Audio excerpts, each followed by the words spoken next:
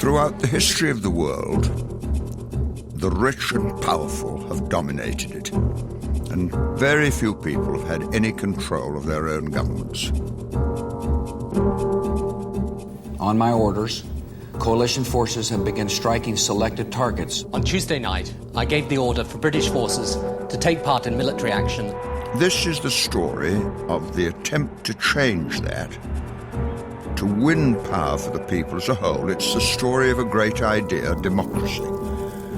And the struggle to make this idea a reality has often been bitter and bloody.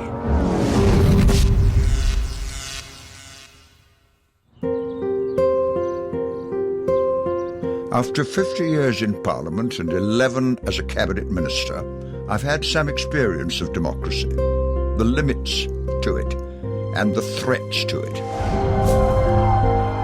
And all the power that I ever had, I got from those who voted for me and to whom I was accountable and from whom I learned everything.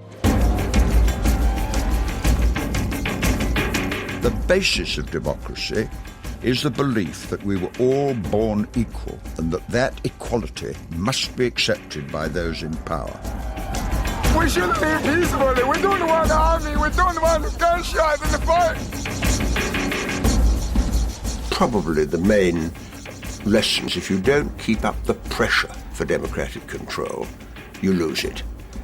It's use it or lose it.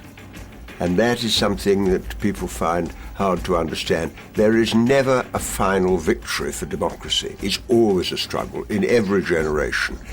And you have to take up the cause time and time and time again.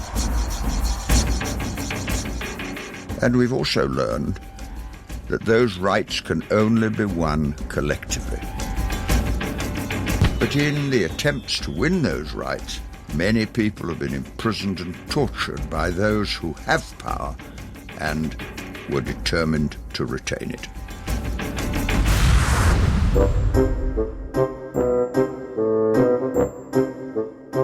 In Britain, we don't elect our head of state or the House of Lords, but we do elect members of Parliament. Spit it out! Come on! Yet even so, most real power in the world is still exercised by those we do not elect. We are still far from governing ourselves. Money gives power to those who have it, and those who control information still dominate our thinking.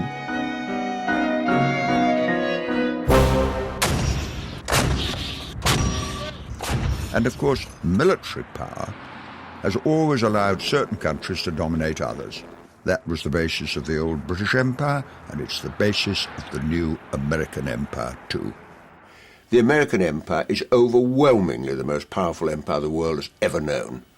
The defense budget of the Pentagon is greater than the 10 next most powerful countries in the world put together.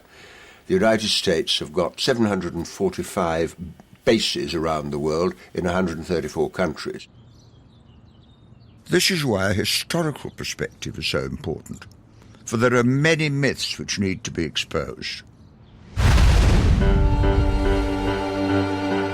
The word democracy is a Greek word, and it can be translated into people power.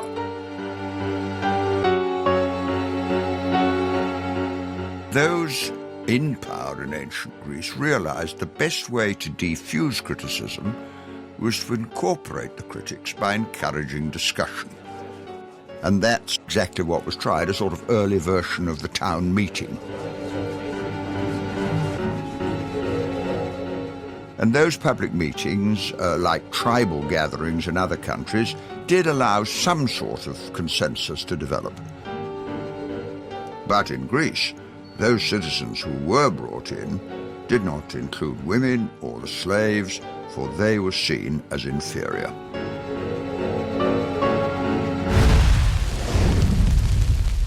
One of the myths of English history is that democracy began at the time of Magna Carta. Now, Magna Carta, sometimes spoken of as the birthplace of democracy, it's actually rubbish. Magna Carta was a struggle between the king and the landowners. It had nothing to do with the people. The people were entirely excluded. What happened there was that the landowning barons confronted King John, who was a weak man, and demanded greater rights for themselves, and he simply had to give way. The demands were laid out in Magna Carta, which was signed in a field near the small town of Runnymede. There are lots of references to taxation and an attempt to guarantee some basic rights for the powerful. It was laid down that no free man shall be seized or imprisoned except by the lawful judgment of his peers, his equals, or by the law of the land. And to no one will we sell, to no one deny the right of justice. Magna Carta only extended the privileges of democratic power to 25 of the wealthiest landowners. These 5,000 words are supposed to be the basis of modern British democracy, but there's no reference to democracy there at all.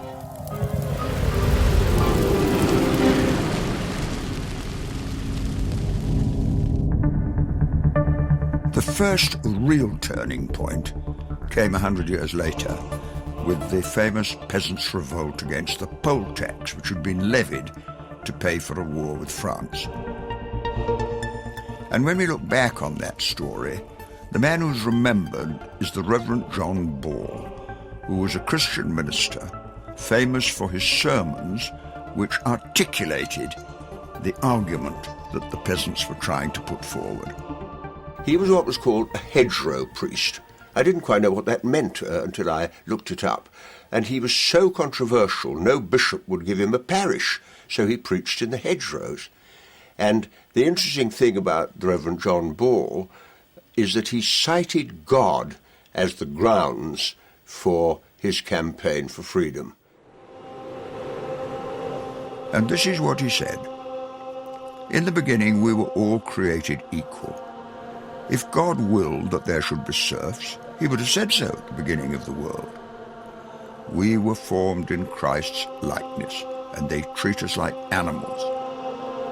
Matters cannot go on well until all things are held in common.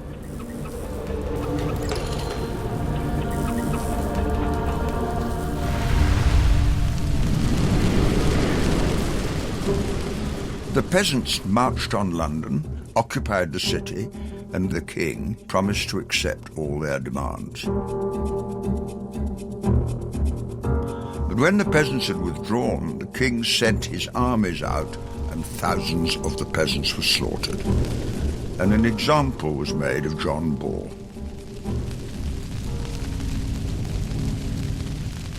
The Reverend John Ball was hanged, drawn, and quartered. That was the way they did it then. They hung you up till you were almost dead, cut you down while you were still alive, disemboweled you, cut you in 4 bits and put it up on sticks to warn everybody else. The Peasants' Revolt is remembered because of John Ball's words and the use of the Bible to justify the claims for equality. These ideas have remained ever since and are still powerful today. But the idea that Parliament is the same as democracy is another great myth we ought to look at.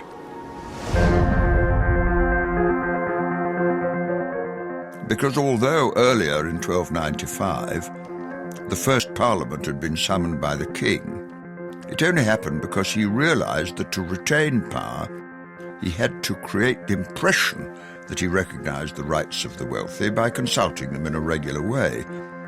But of course the common people had no representation whatsoever. I mean, Parliament, is a French word meaning a talking shop. Parler, you just talk about things. There's no power from the people for that. So the confusion of Parliament and democracy is another confusing idea.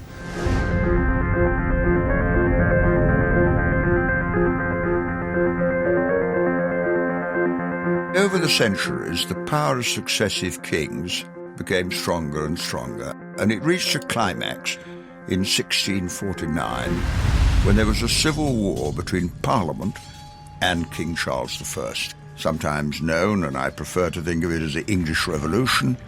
Cromwell, leading the parliamentary forces, defeated the king, He was executed in Whitehall.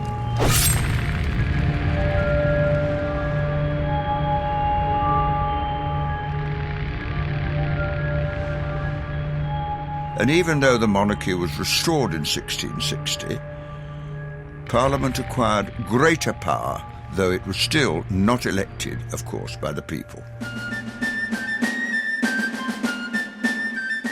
Among the many thinkers since 1649 was Tom Paine.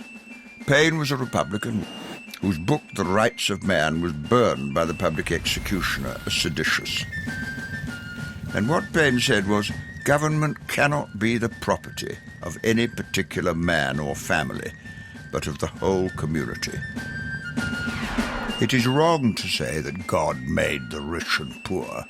He made only male and female, and he gave them the earth for their inheritance.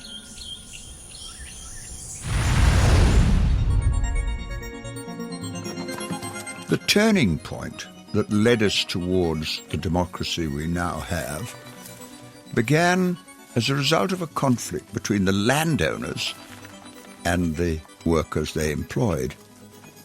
The landowners owned the land and they owned the cottages on the land, so if an individual farm labourer caused trouble or went to complain, he was sacked and evicted from his cottage, and that was the end of the trouble. So the agricultural workers in Dorset in the 1830s realised that if they want to have any power at all, they had to get together. So what the Tolpuddle Martyrs did was they swore an oath of secrecy, so no one would be allowed to know that they'd formed a trade union. Well, those oaths were illegal oaths, so they were taken to the Magistrates' Court in Dorchester, and they were convicted and sent to Australia to, like, common criminals. There was enormous protest about this, huge demonstrations.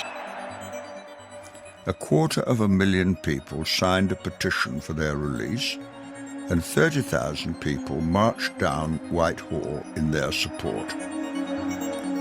So what had started as a local campaign became a mass movement for the establishment of trade unions. The principle that ordinary people could only achieve their rights by organising themselves was now established. That's what the protests against the arrests of the Tolpuddle Martyrs achieved. This was a huge gain for working people. They realised that the laws under which they were governed were made by a totally undemocratic parliament. In 1832, which may seem a long time ago to you, but it was only 18 years before my grandfather was born in 1850, in 1832, only 2% of the population had the vote, and they were all rich men, and they made the laws. And so, following the emergence of trade unionism, came the campaign for the vote, the Chartists.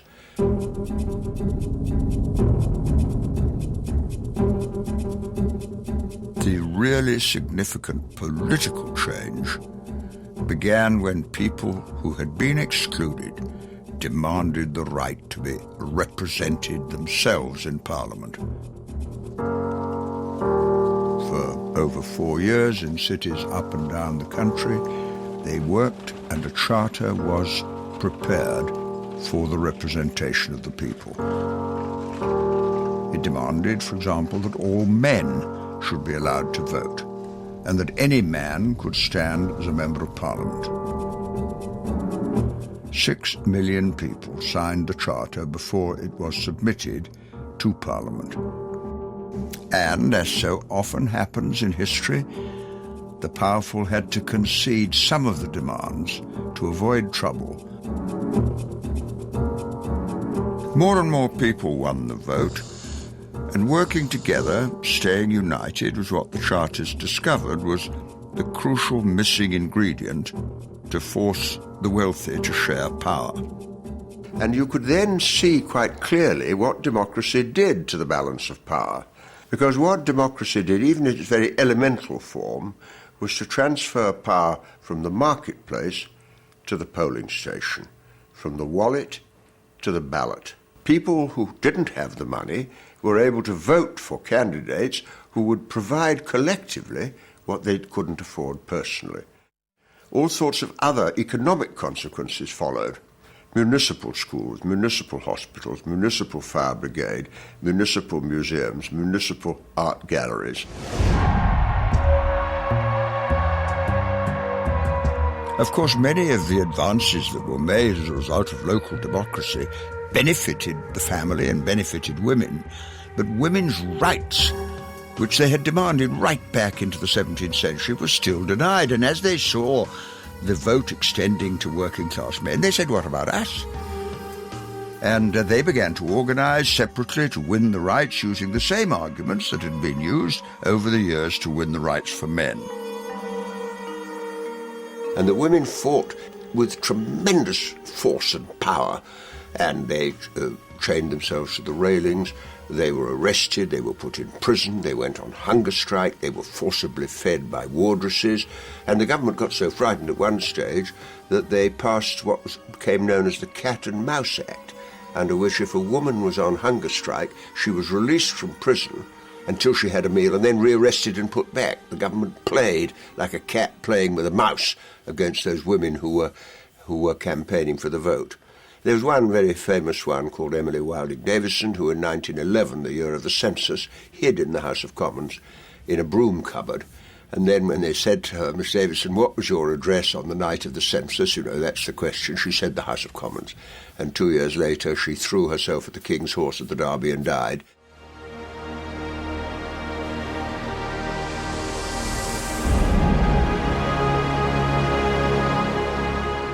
And I put up a plaque to her in the broom cupboard, had it made myself, screwed it up, didn't get permission, got a photograph of her, and if ever you go to the House of Commons, ask to go to the broom cupboard, because that was a reminder of the struggle women had. After decades of struggle, women were only given the vote after the First World War in 1918. But they were only allowed to vote at 30. Because men were so arrogant, they thought you can't trust the wife till she's a little bit older.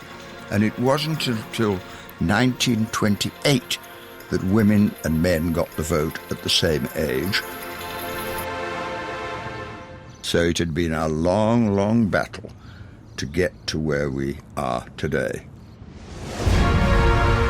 But of course, getting the vote only provides a route to political power, does not provide control of economic power.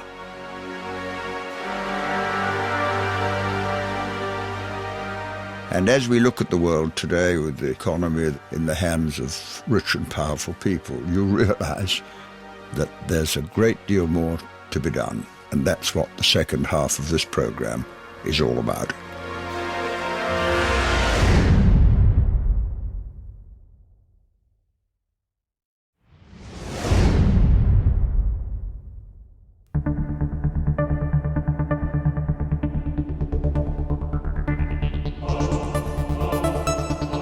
The war taught us that if you could plan to win victory, you could plan for peace. And in 1945, the people used their votes to elect a new Labour government, which was to institute a series of radical reforms.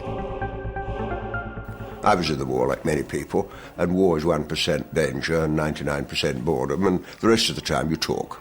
And what we said to each other was very simple. I remember it very clearly. We said, if you can have full employment by killing the enemy, why can't you have full employment by building hospitals, building schools, recruiting nurses, recruiting teachers? Why can't you plan for peace in the way you plan for war? And it was that, a popular idea, that won the election. It wasn't the leaders.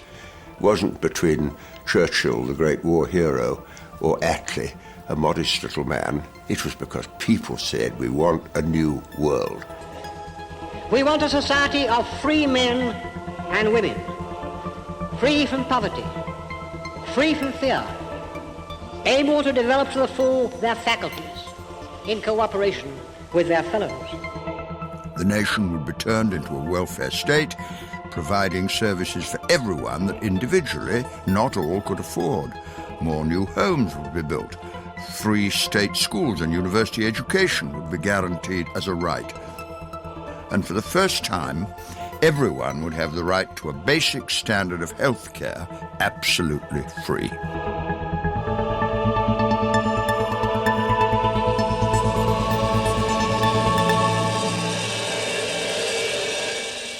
This leaflet is coming through your letterbox one day soon. Or maybe you've already had your copy. Read it carefully. It tells you what the new National Health Service is and how you can use what it offers. Hospitals and specialist services, medicines, drugs and appliances. Couldn't have a more vivid example that in Britain you don't have to be rich to have health care. And it was all set out in a leaflet issued by the Ministry of Health in 1948. Health care is available to the National Health Service free. Ridding its waiting rooms of the cold, unfriendly atmosphere of the old days, the hospital now boasts all the comforts of a clubroom. Hours of waiting on hard benches are a thing of the past in the hospitals of the future, where they know that the best relief for all ailments is a nice hot cup of tea.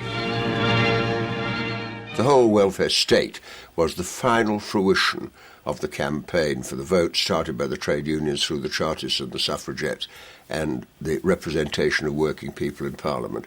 And it was a huge achievement.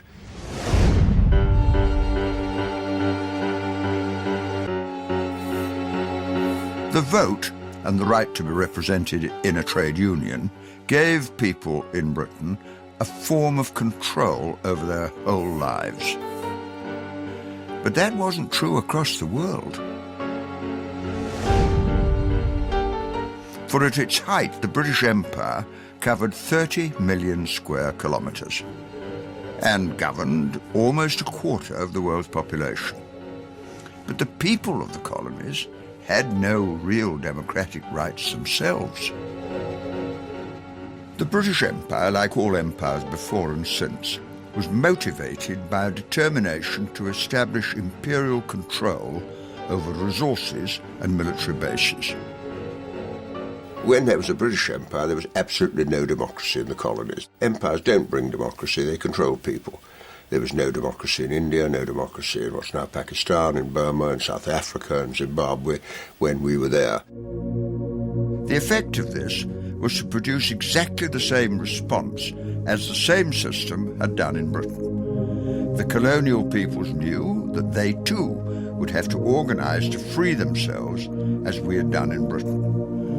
Meanwhile, while the British people were told that they were carrying the white man's burden and that the sun never set in the British Empire, there were people in Britain who worked as partners with the colonial liberation movements to help them to secure their own independence from the British Empire. Predictably, as is happening now, anyone who threatens imperial power is treated as if they were, put it mildly, a troublemaker or even a terrorist. From India to Africa, democratic freedom movements began, and they led to revolts, both peaceful and violent. And most of the leaders ended up in prison. Mr. Gandhi, whom I met in 1931, he was in and out of prison even though he believed in non-violence. Nehru, the Prime Minister of India, was in and out of prison. I've known all the people I've mentioned myself, and the thing about them is they were described as terrorists. And of course, perhaps the biggest terrorist of all, and I'm quoting Mrs. Thatcher, was Nelson Mandela.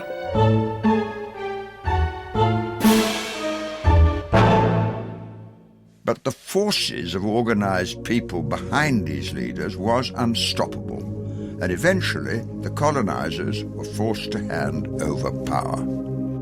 And who did they hand it over to? They handed over to the leaders of the movements who had been called terrorists. Through Karachi streets drives the Quaid-e-Azam, Muhammad Ali Jinnah, Pakistan's first Governor-General. It's Karachi's first day of independence, and the crowds are out to greet him and Earl Mountbatten. On his last day as Viceroy, he is here to inaugurate the transfer of power. The garden party at Government House was an informal farewell to British rule in Kenya. The interesting thing when you see it properly in its historical context, these people who were seen as troublemakers all ended up having tea with the Queen as head of Commonwealth countries. The Western example of democracy had spread, but it was no gift of the British or other colonial empires. The rise of democracy among the developing nations was their own achievement. people realised that it made rational sense for as many people as possible to be involved in decisions, and that a tiny elite in power will only look after themselves. They believed intuitively that they were the equals of their colonial masters, and they had seen the power of organised rebellion.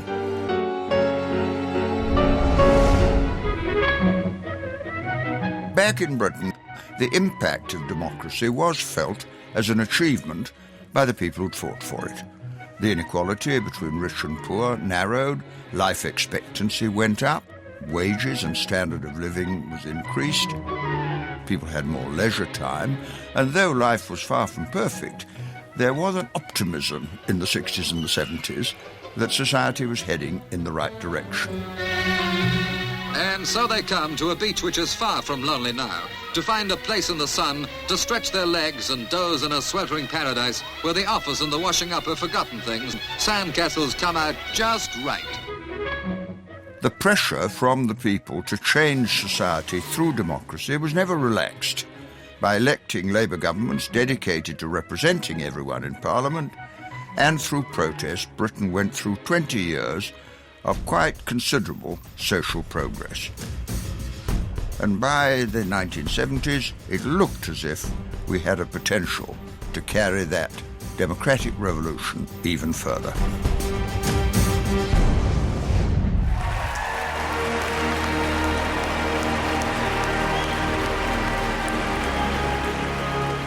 In the period of the 1980s, there was a major counter-revolution against democracy. President Reagan in America, Mrs. Thatcher in Britain, I think they realised that if there wasn't something done to change it, democracy would succeed. And they said, we're not having that.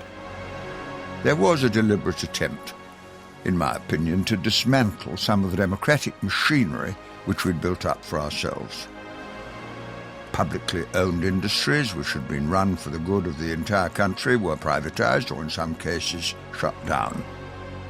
The power of local government and of the trade unions was consciously and deliberately undermined. And even the greatest triumph of people power, the welfare state, began to be pulled back, and the National Health Service was undoubtedly crippled by underfunding, and the pensions linked to earnings were abolished.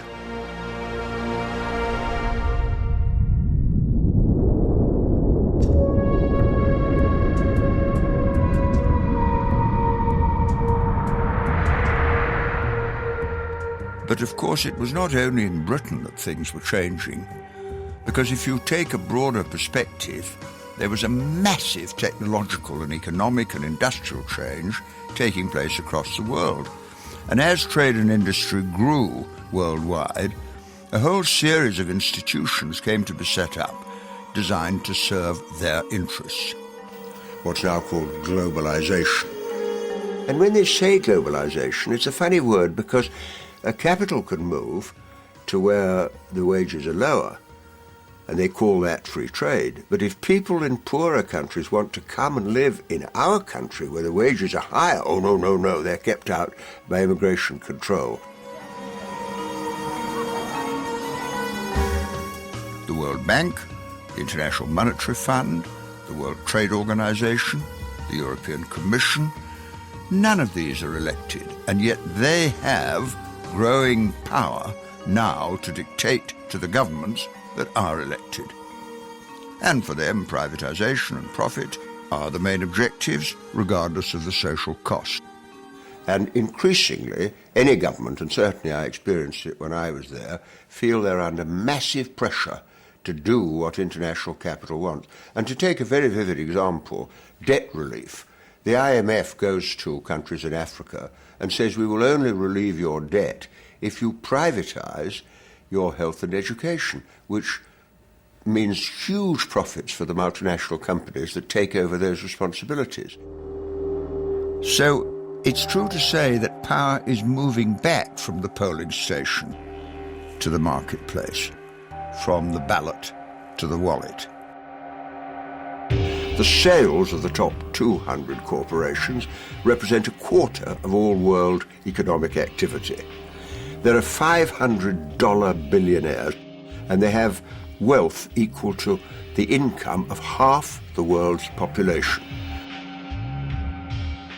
Although globalization is justified in terms of economic advance, it has actually widened the gap between rich and poor, worldwide and even in Britain.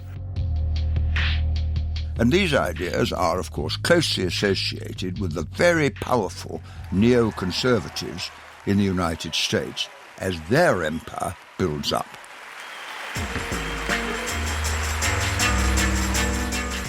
And of course the big multinational corporations have found a way of developing their political power by funding political parties, buying them and then expecting a payoff whichever one wins. So there is less and less choice for the electors.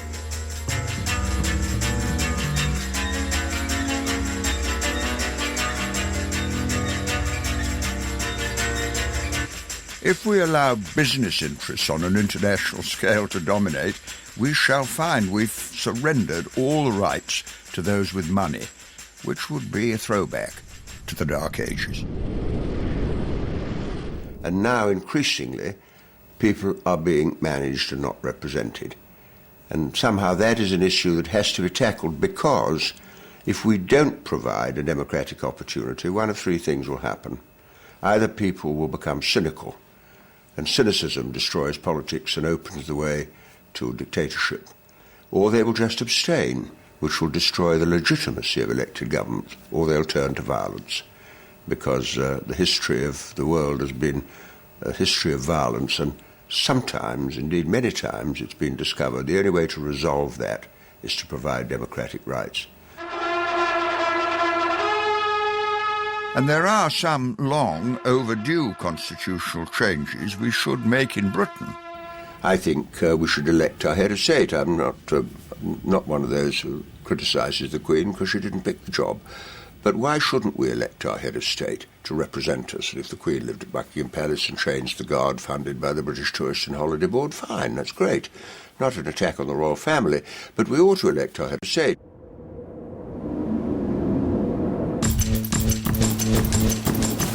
The real problem is that all the powers of the Crown, the so-called Crown prerogatives, are exercised by the Prime Minister, and he doesn't have to consult Parliament at all. And these powers include the right to go to war, to sign treaties, to make appointments, just like the medieval king.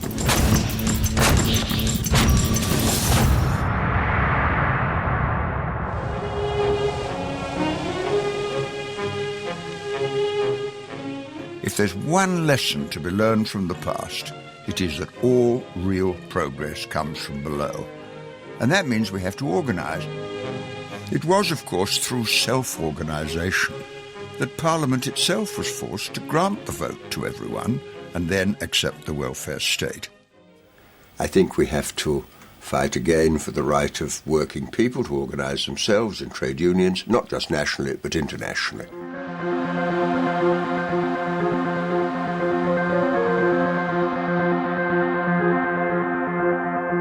I think it can be done because this generation understands better than any of the previous generations what's going on. The internet helps them to understand what's happening and helps them to organise. And these great big global movements that are building up are based on the idea that you'll never have peace if you don't have social justice, respect human rights, work internationally, and build democracy. So this generation has got to take on itself the responsibility for carrying the campaign for democracy from the national to the international scale. I mean, a couple of million people in London in 2003 at the time of the Iraq War, and similarly there were demonstrations in the United States, all over Europe, all over the world, against the war. And this really represents a movement as powerful, in my opinion, as potentially powerful as the Chartists and the trade unions were in the early 19th century. Now, this is a phenomenon that people in power will have to think about, because if those in power think they can forever disregard those they govern, they will make a great mistake.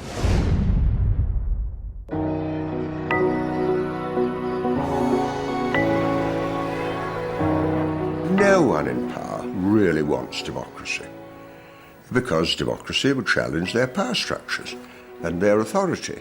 So anyone who comes out with a democratic idea is dismissed as unrepresentative or a troublemaker or an extremist or something. And in this way, the full flow of a public debate about alternatives is being extinguished. We're the first generation in the whole of human history that has the money and the technology to resolve the world's problems. And we pour it in to nuclear weapons and wars, whereas a fraction of the budget spent on the Iraq War could transform the prospects for Africa, for example. It's an old progressive saying, we are many, they are few. But if you want to do it, you've got to do it yourself. No good waiting for some new leader to gallop onto the stage on a white horse and wave at you and say, vote for me and I'll solve your problems. That's no solution. You have to do it yourself.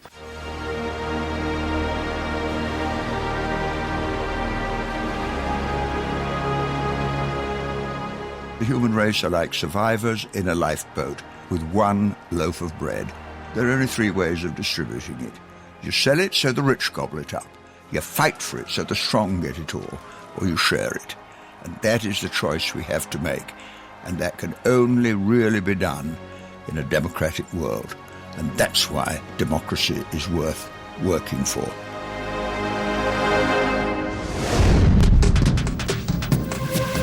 So why was the stone circle built and what was it used for? On the day of the summer solstice, we join John Suchet and Kate Sanderson for Stonehenge Live, coming up in just a moment on 5.